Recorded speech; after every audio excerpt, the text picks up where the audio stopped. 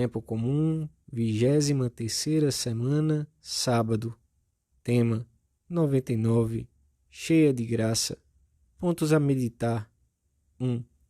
O coração da nossa Mãe Santa Maria esteve repleto de graças concedidas pelo Espírito Santo.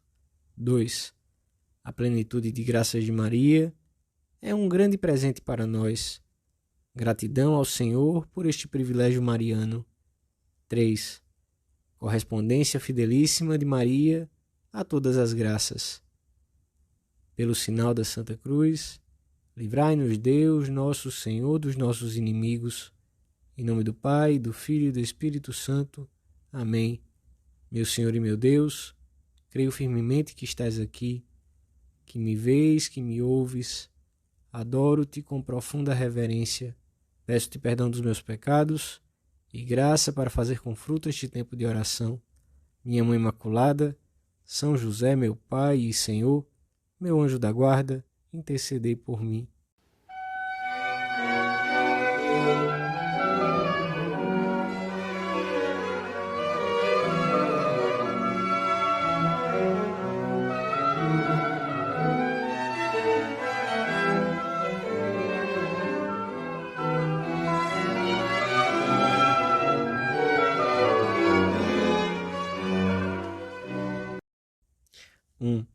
Não há árvore boa que dê fruto mau, nem árvore má que dê fruto bom, pois cada árvore se conhece pelo seu fruto.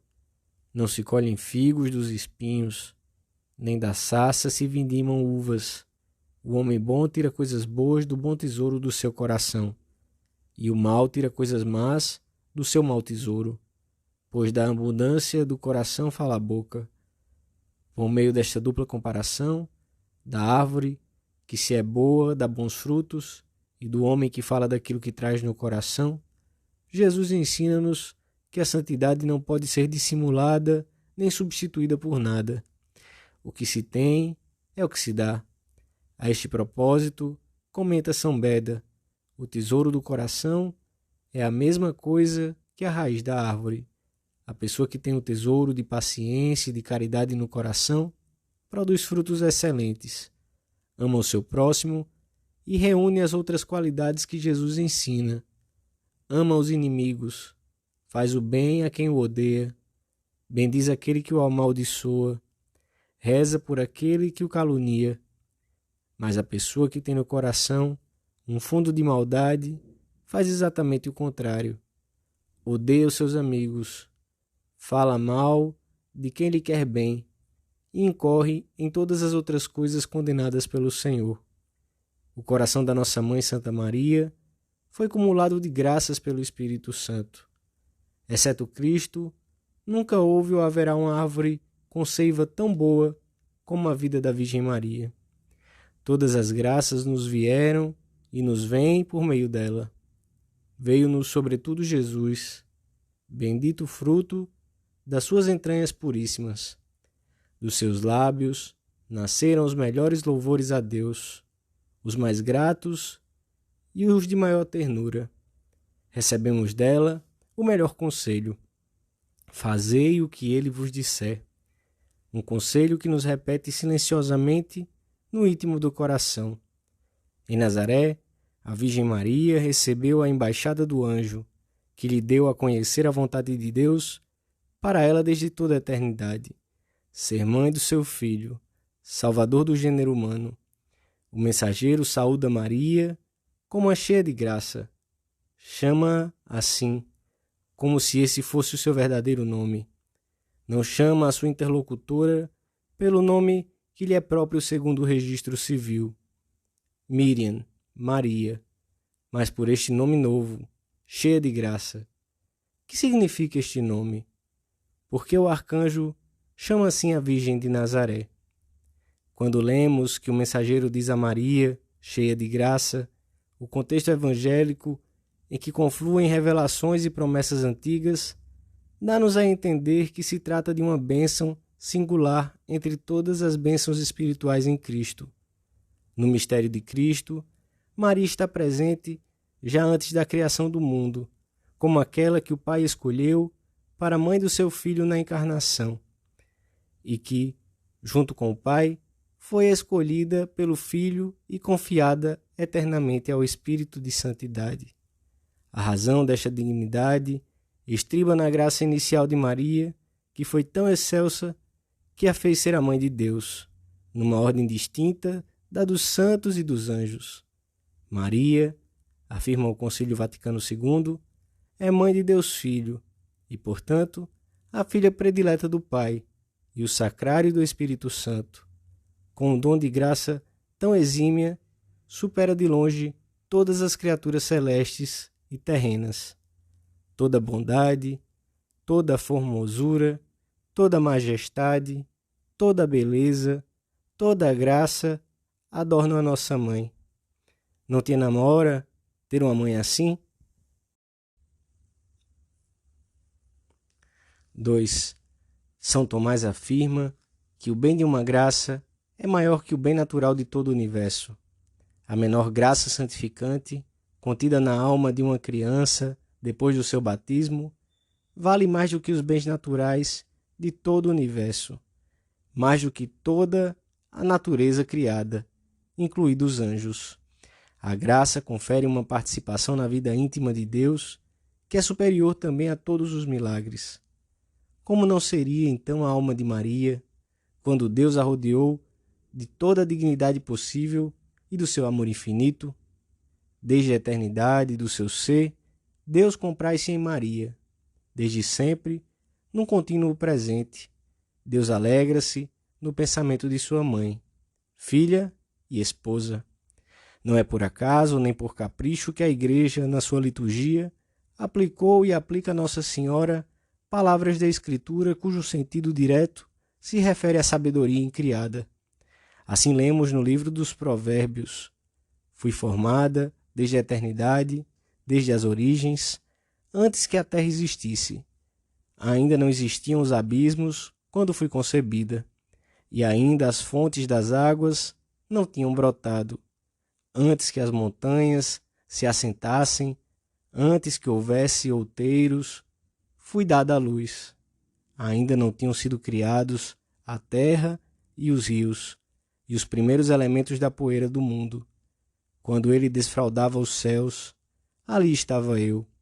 Quando traçava os limites dos mares, quando estabelecia no alto as regiões etéreas, quando punha equilíbrio nos mananciais das águas, quando ditava regras ao mar para que as suas águas não transpusessem os seus limites, quando assentava os alicerces da terra, junto dele estava eu como artífice, brincando sobre o globo da sua terra, achando as minhas delícias em estar junto dos filhos dos homens. E agora, meus filhos, escutai-me, felizes aqueles que seguem os meus caminhos. A Virgem Maria é, de um modo muito profundo, trono de graça. A ela podem aplicar-se umas palavras da Epístola aos Hebreus. Aproximemo-nos com confiança do trono da graça, a fim de alcançarmos misericórdia e acharmos graça no tempo oportuno. O trono, símbolo de autoridade, pertence a Cristo, que é Rei dos vivos e dos mortos, mas é um trono de graça e de misericórdia, e por isso podemos aplicar a expressão a Maria, e assim se encontram textos litúrgicos antigos, por quem nos chegam todas as graças. A proteção de Maria é como um rio espiritual que se derrama há 2000 anos sobre os homens. É a seiva que não cessa de dar fruto, nessa árvore que Deus quis plantar com tanto amor.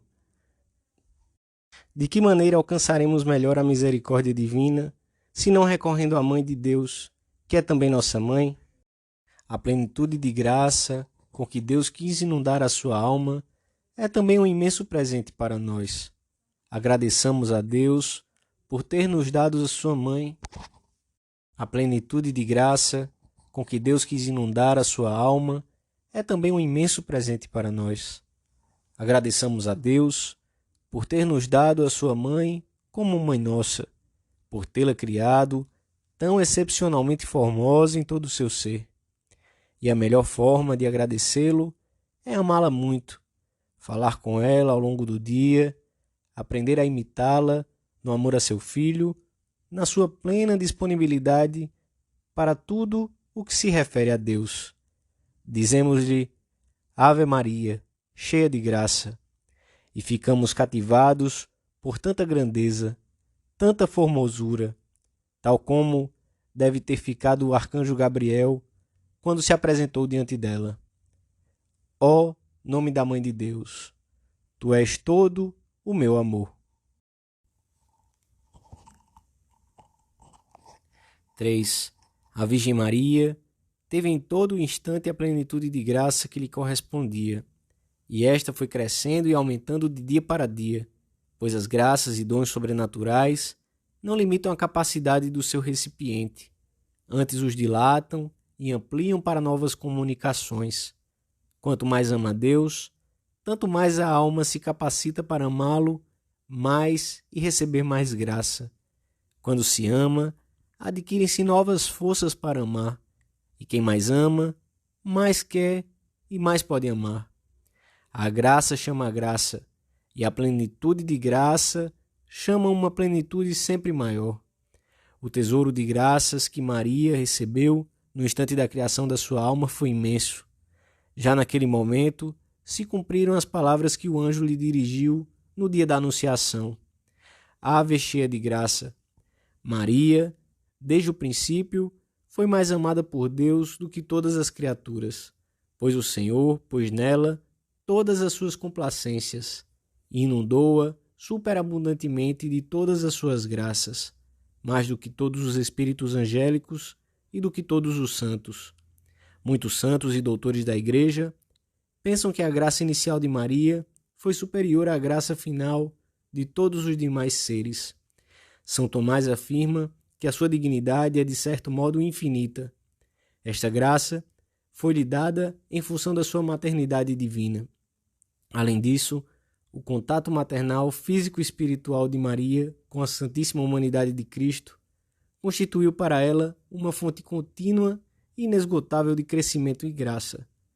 Maria está unida a Cristo de um modo totalmente especial e excepcional, e igualmente é amada neste amado eternamente, neste Filho consubstancial ao Pai, em quem se concentra toda a glória da graça. Os frutos desse convívio maternal foram máximos, segundo o princípio que São Tomás expressa assim: quanto mais perto da fonte se encontra o recipiente, tanto mais participa da sua torrente. Nunca criatura alguma esteve mais perto de Deus. E esse aumento contínuo da plenitude de graça da nossa Mãe foi mais intenso em alguns momentos concretos da sua vida, na encarnação, no nascimento, na cruz, no dia de Pentecostes, quando recebia a Sagrada Eucaristia. A plenitude de graça da Virgem correspondeu a uma plenitude de liberdade. Quanto mais santo se é, maior a liberdade de que se goza, e, consequentemente, deu-se nela uma resposta fidelíssima a esses dons de Deus, pela qual obteve um mérito incomensurável. Recorremos a ela agora, nós que somos seus filhos, e que tanto precisamos de ajuda. Antes, sozinho, não podias. Agora, recorreste à Senhora, e com ela, que fácil. Dou-te graças, meu Deus, pelos bons propósitos, afetos e inspirações que me comunicaste nesta meditação. Peço-te ajuda para os pôr em prática. Minha Mãe Imaculada, São José, meu Pai e Senhor, meu anjo da guarda, intercedei por mim.